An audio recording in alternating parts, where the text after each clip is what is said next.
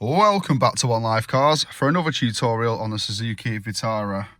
This is a 2016-17 model, and in today's video I'm going to show you guys how to locate the OBD2 port and give you a quick run through of what it's there for and how it can be useful to you.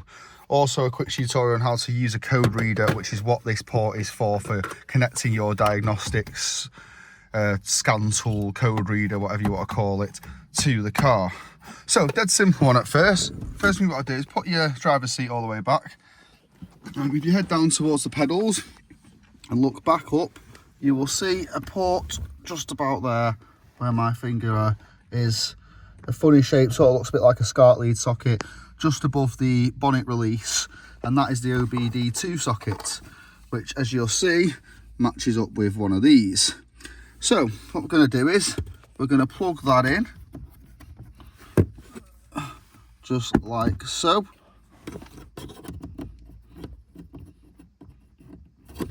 If I can do it with one hand. And that slides in like that. So it's the first thing you've got to do when you buy your cheap code reader, or if you're doing it yourself. And next thing you've got to do is click the ignition to just set in one. So the ignition comes on, but the car doesn't actually start. And we'll press this button and we'll get scan. And you're looking for that CAN word there, which means it's sort of accepted the car straight onto the menu. So, we'll turn that off somehow. Blah, blah, blah, blah, blah, blah, copyright, blah. So it's stupid that the volume button's on a screen. It's not my car, I don't know how it works. So, look at this tool. You've got DTC, which is your codes themselves. So we don't have any codes because this car's fine. But this is where it'll show your codes up, and then you can Google those codes to see what's up with the car. Let's say we have a code and you've got a light on and we want to get rid of it. So next thing we'll do is click to erase, and then you can click on that and erase any codes. It'll say erase failed because there's no codes to erase. And then to double check, you can go over to rescan.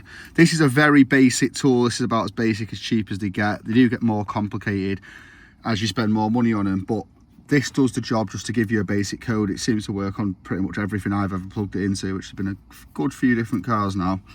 So yeah, that is how to locate and use your OBD2 socket.